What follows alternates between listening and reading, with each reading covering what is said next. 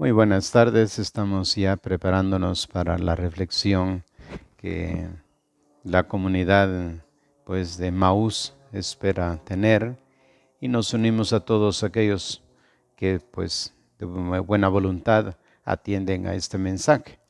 Estamos a finalizar el mes de mayo y hemos venido considerando los dogmas de la Santísima Virgen María. Trataremos el último, es la Asunción de María. Ciertamente, aunque como creencia está desde los primeros siglos, sin embargo fue declarado como dogma recientemente. Los ortodoxos hablan de la dormición de María. Hubo muchos siglos de diversa opinión respecto si María murió, habiéndose unido con su alma y habiéndose unido la Virgen María en lo que respecta a esta muerte, porque Jesucristo muere y resucita. Y ahí estaba el dilema, si ella había muerto o no había muerto. Pero el Papa Juan Pablo II definió que María realmente murió para seguir el camino de Cristo, y luego despertó, resucitó en cuerpo y alma en el reino de Dios. Esa es la explicación que da el Papa Juan Pablo II. María murió y que realmente despertó, resucitó en cuerpo y alma en el reino de Dios.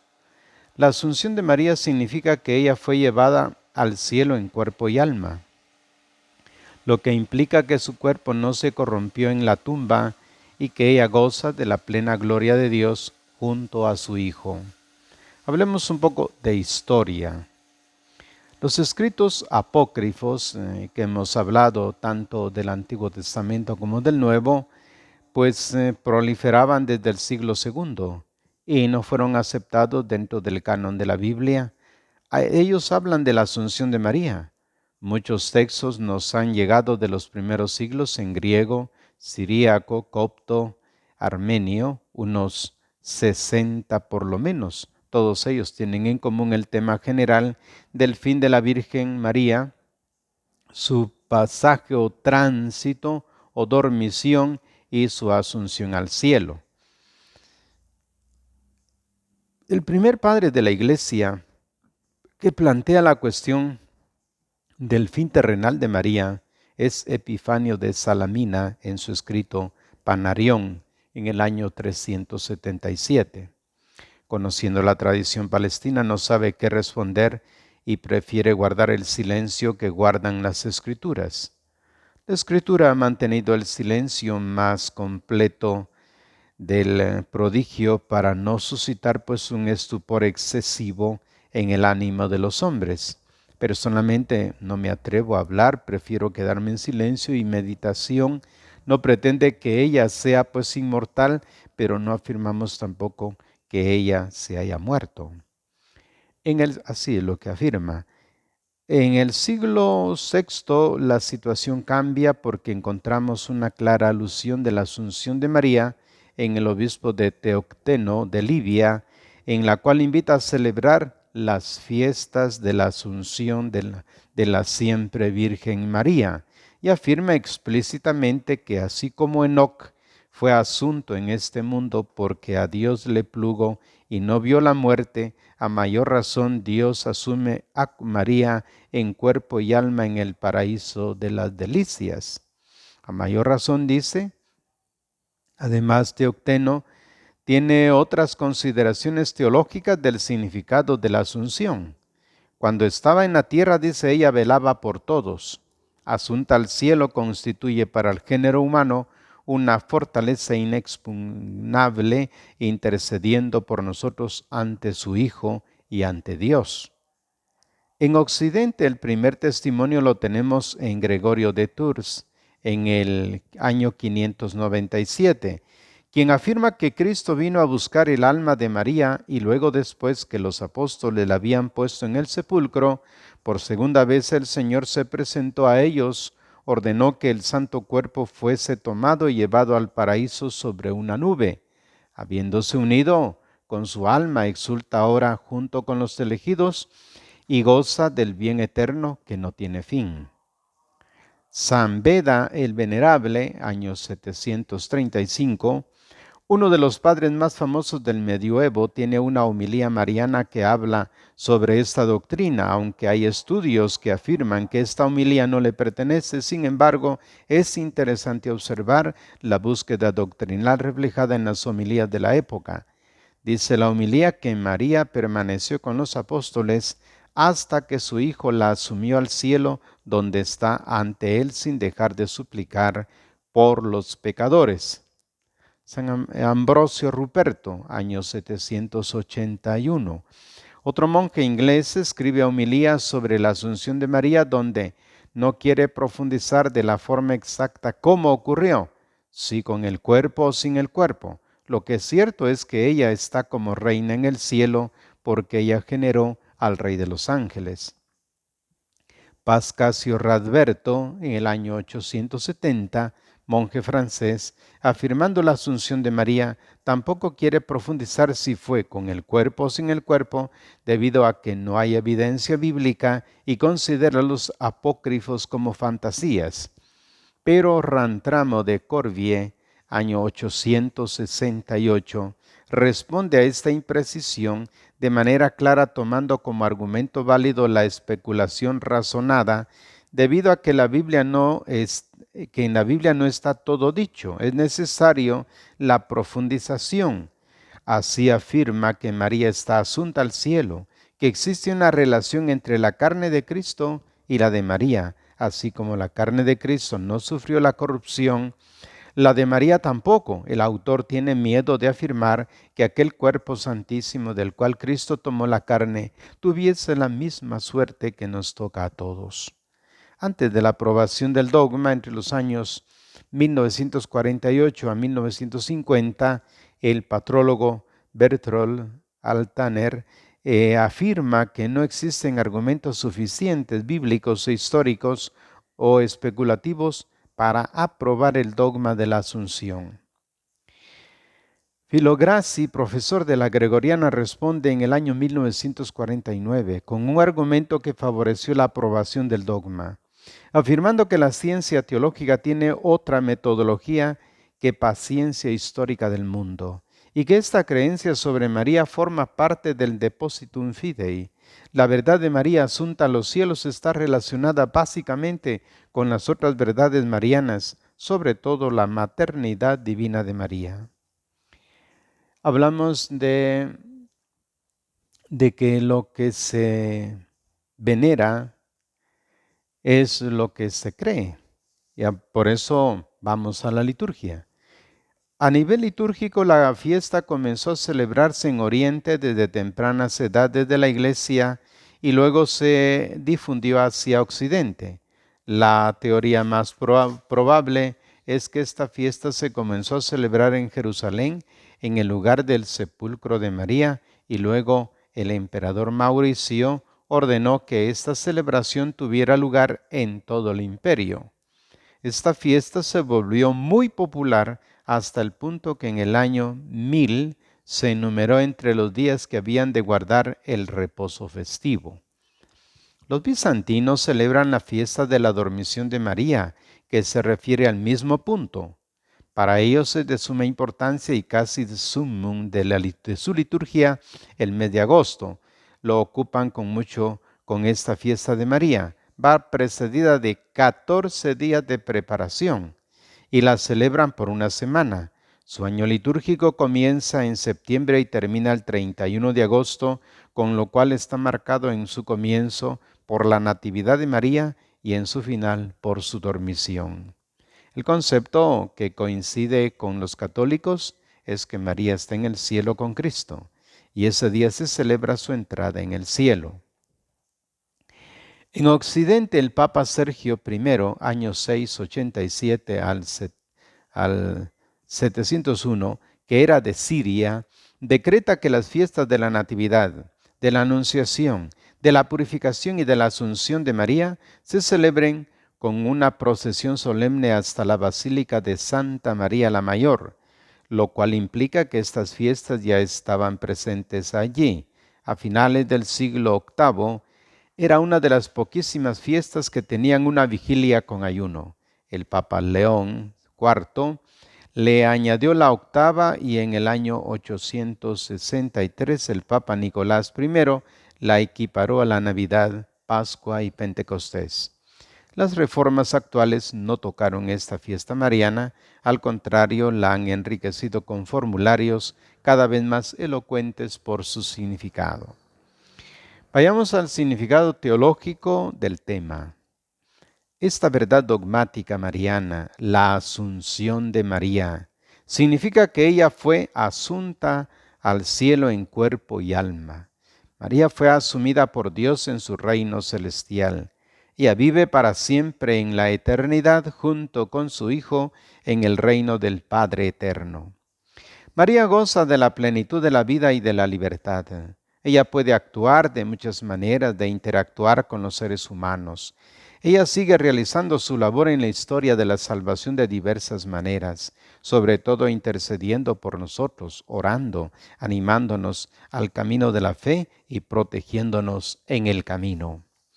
El cuerpo de María no sufrió la corrupción porque fue llevada al cielo y ella resucitó para la vida eterna en cuerpo y alma.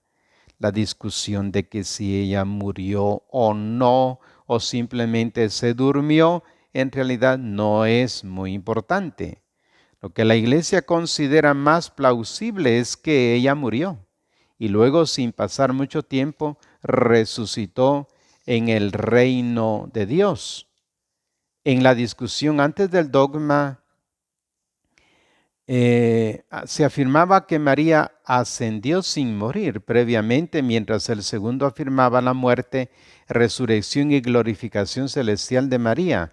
En la declaración, pues, de la bula dogmática Munificentissimus Deus, se evita definir esta cuestión afirmando solamente la asunción como tal. A nivel personal es un gran privilegio que María, la llena de gracia, la favorecida de Dios, la Madre de Cristo, siempre virgen, mantiene su pureza inmaculada desde su origen y llega al final de su vida en la tierra, habiendo cumplido fielmente y heroicamente con la voluntad de Dios. María recibe el reino prometido a todos los cristianos y a toda la humanidad. Ella es la primera después de Cristo en quien se cumplen las promesas de vida eterna de parte de Dios. Ella es nuestra esperanza cierta de que esas promesas son verdad.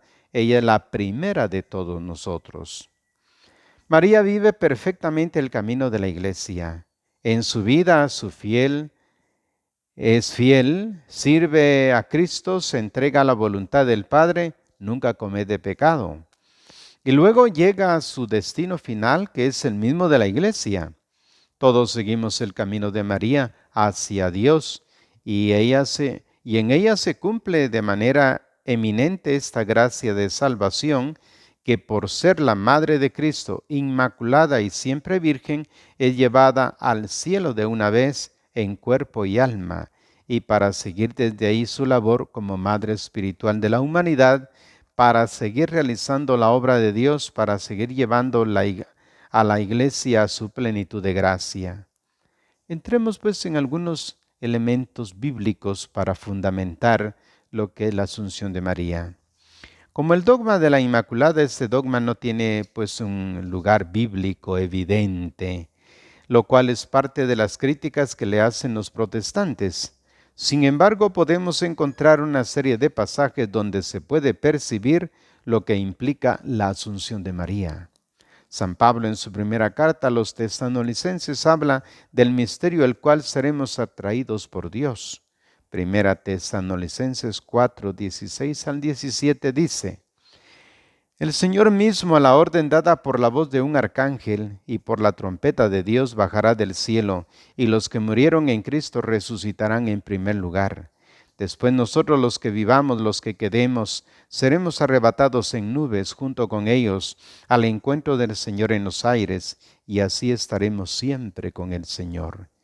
Esto lo decía pensando que la segunda venida del Señor era bastante inminente e indica que de alguna u otra manera seremos elevados al Señor para estar con Él eternamente.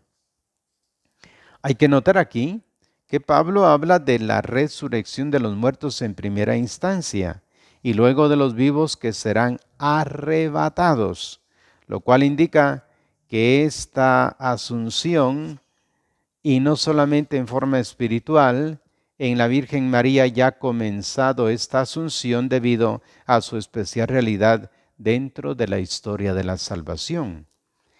En la primera carta a los Corintios también San Pablo manifiesta un misterio que se relaciona con la suerte última de los cristianos.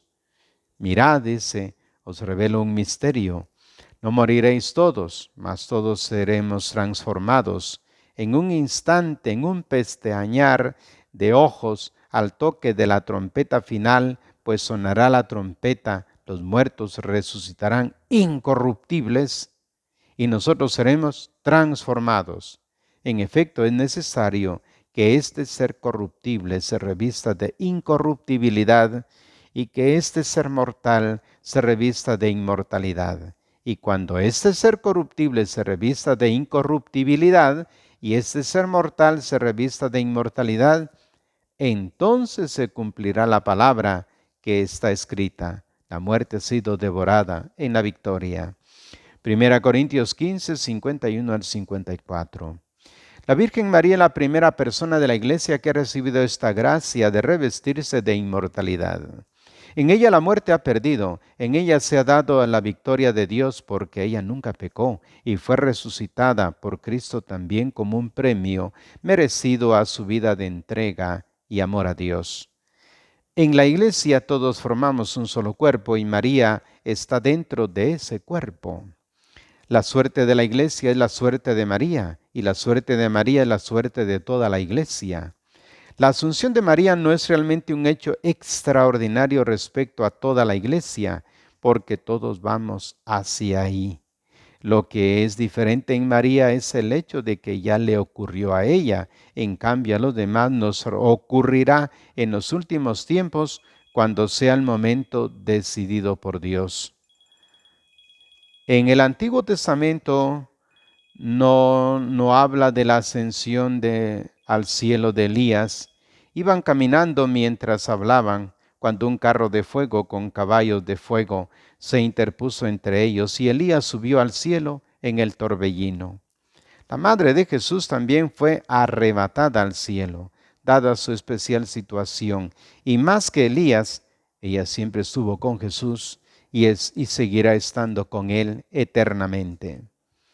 En el libro del Apocalipsis, en su capítulo 12, nos habla de una mujer en el cielo. La tradición cristiana ha interpretado a esta mujer en dos vertientes, una como figura de la Iglesia y la otra como figura de María. Ambas interpretaciones caben en este capítulo del Apocalipsis, cuando en la Biblia se habla del aspecto cósmico, como es el caso pues de la mujer vestida de sol, con la luna a sus pies y una corona de 12 estrellas sobre su cabeza, quiere indicar que esa persona o congregación está ubicada con Dios en el cielo, está formando parte del ámbito divino. En el capítulo 12 del Apocalipsis plantea la lucha entre el dragón contra la mujer, que es la iglesia, pero al mismo tiempo que es la cabeza, que es la que da a luz al que reinará para siempre, es decir, que la mujer es también María.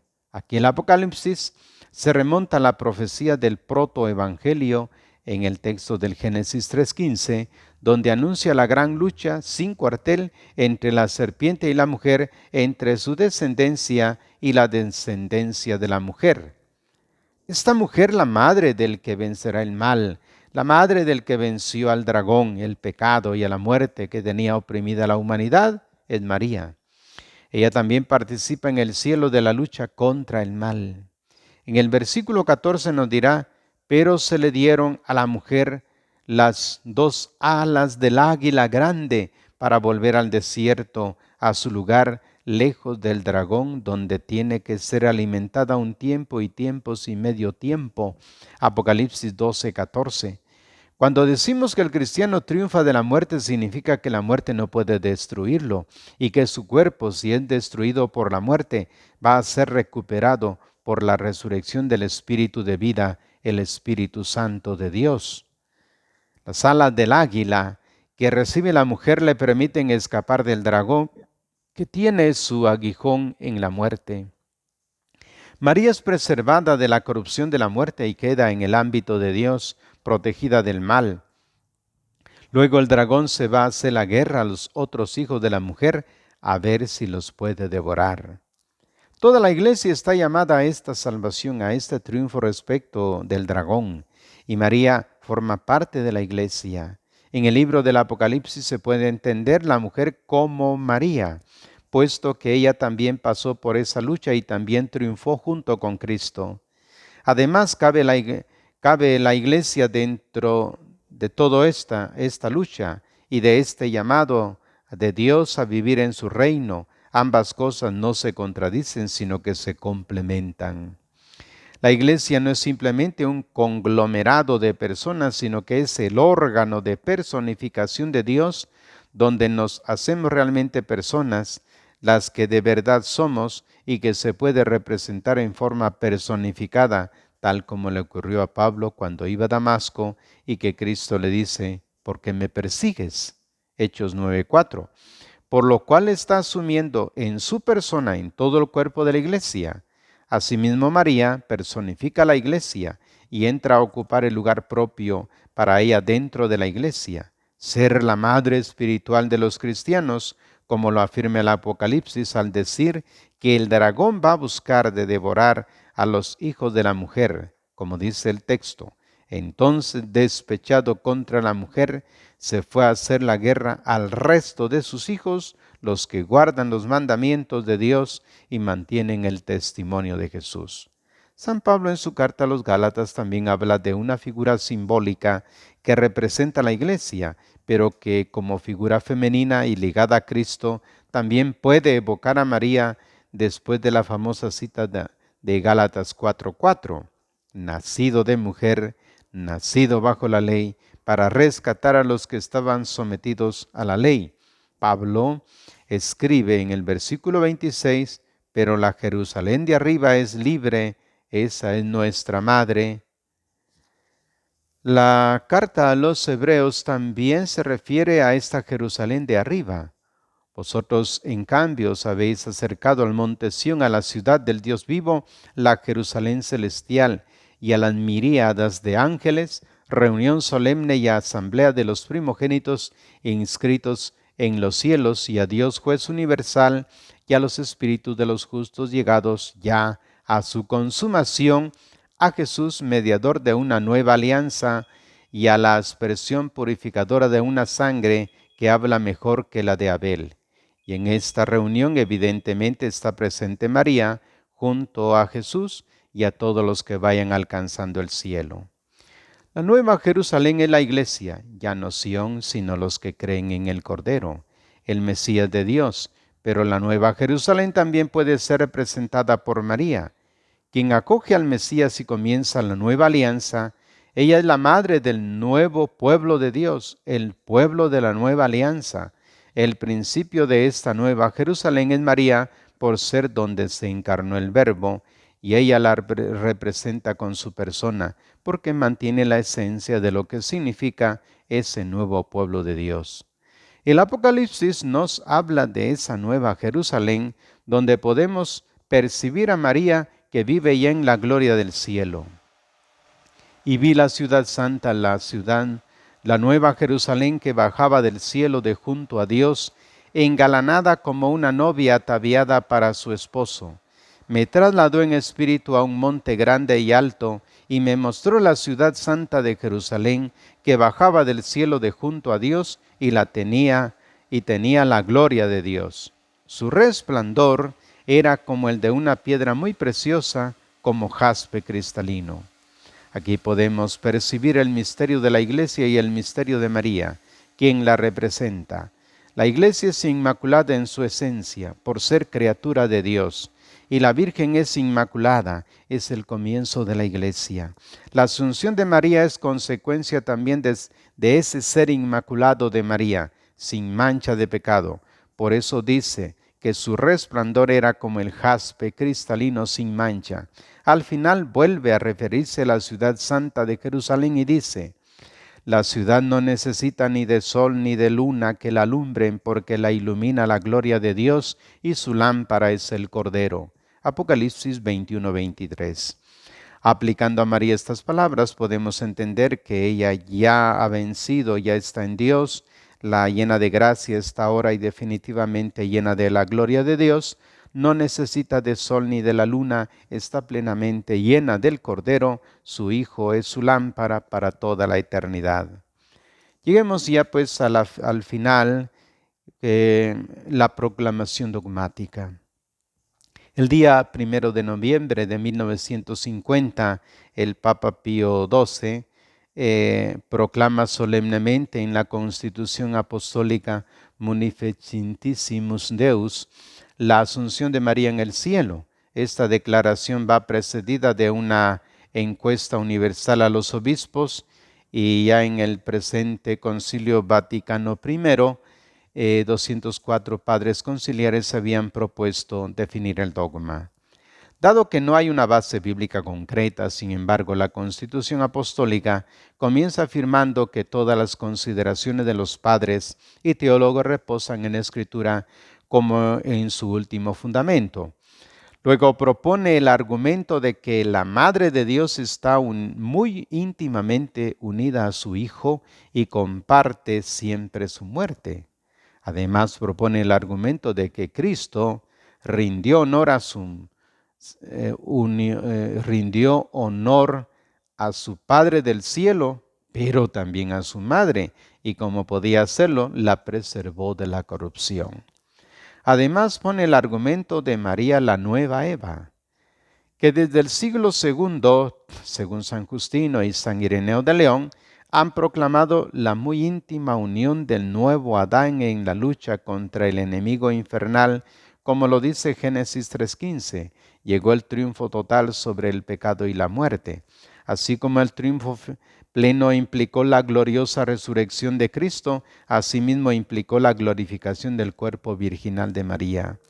La augusta Madre de Dios, unida en todo a Cristo en un mismo decreto de predestinación, inmaculada en su concepción, virgen pura en su divina maternidad, compañera generosa del divino Redentor, quien logró la victoria plena sobre el pecado y sus consecuencias, ha en fin obtenido como la corona suprema de sus privilegios de ser preservada de la corrupción de la tumba, y como su Hijo, después de haber vencido la muerte, ser elevada en cuerpo y alma a la gloria más alta de los cielos, para resplandecer como una reina a la derecha de su Hijo, el Rey universal de los siglos.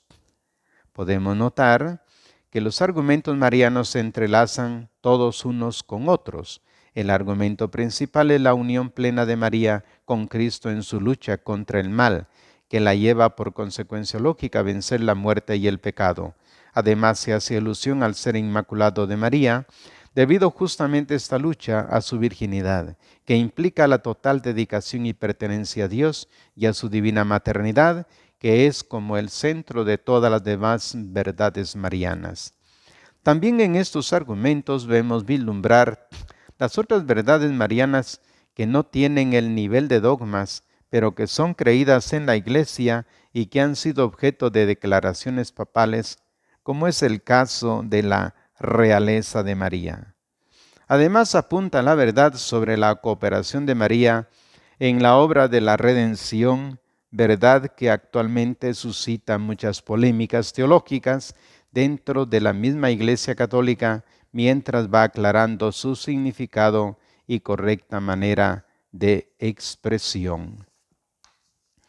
La Constitución Apostólica termina afirmando la verdad mariana como dogma en su anatema en caso de no ser creído. Dice el texto: nos afirmamos y definimos como dogma revelado por Dios que la Inmaculada Madre de Dios María siempre Virgen, después de cumplir su vida terrenal, fue elevada en cuerpo y alma a la gloria celeste. En consecuencia, si alguien que a Dios no le agradara, osara voluntariamente poner en duda lo que ha sido definido por nos, que lo sepa, que ha abandonado totalmente la fe divina y católica. Concluyamos. Las verdades marianas adquiridas ya claramente por la Iglesia y decretadas en la forma de dogmas son una especie de plataforma segura desde donde se puede seguir investigando y profundizando. El magisterio siempre tendrá la última palabra y es a los teólogos de seguir su labor de búsqueda y al pueblo de Dios en general de seguir su oración y su búsqueda de inteligencia espiritual para transmitir el sensus fidei y seguir sosteniendo las definiciones de la Iglesia a lo largo del tiempo. El proceso dogmático no se ha terminado en este momento de la historia eclesial. No hay una intención de seguir decretando dogmas marianos, sino más bien de suavizar esta realidad mariana para buscar la unión de las iglesias, el ecumenismo. Sin embargo, es tarea de todos seguir la labor de búsqueda y profundización y de tratar de descubrir las verdades de María dentro de esta intención ecuménica, pero sin perder su intensidad. Las verdades marianas, como lo hemos dicho al comienzo, han estado en el credo de la Iglesia desde el principio, desde la Biblia, para comprender y aclarar mejor las verdades de Cristo y de la Iglesia. En este sentido, María incluso ahí presta un gran servicio. Ella no se pone para recibir alabanzas y privilegios, sino más bien ella presta un servicio a los cristianos para que comprendan mejor su realidad de fe, su realidad teológica y para que puedan vivir mejor esa fe dentro de la Iglesia. Continuamos pues ahora en base a estas afirmaciones y a la diversidad de temas que van surgiendo de la Virgen María como madre, como acompañante, como guía del pueblo de Dios, dado pues que es la primera que sube en cuerpo y alma a los cielos. Tengan ustedes muy buenas tardes.